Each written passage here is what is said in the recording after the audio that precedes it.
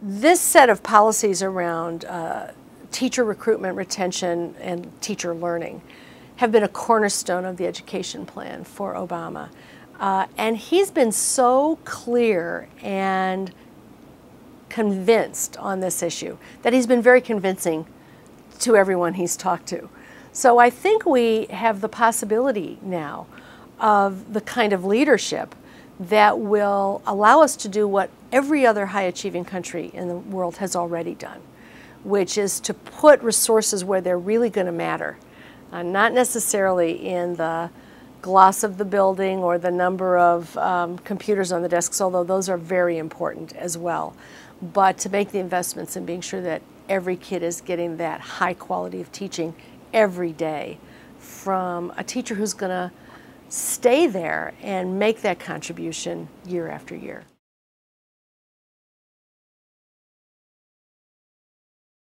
The promises are on a pretty substantial scale, $6 billion total, about $1 billion for service scholarships for people who would come into teaching in high-need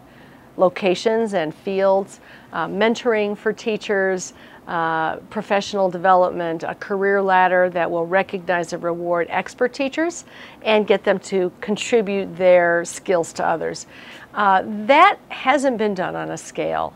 in this country since the 1960s, when we had, after Sputnik, a big emphasis on recruiting and bringing people into teaching, the National Defense Education Act, the Urban Teacher Corps. There was quite a lot of investment in those days, and we had big shortages at that time, which were completely resolved by the late 1970s. But all those programs were eliminated in the early 1980s. So we have not had an infrastructure for recruiting and retaining teachers in this country for now almost a quarter of a century.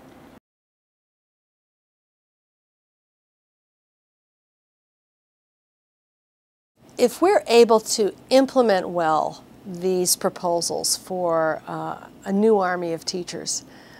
we should be able to ensure that every child in this country has a teacher who is really well prepared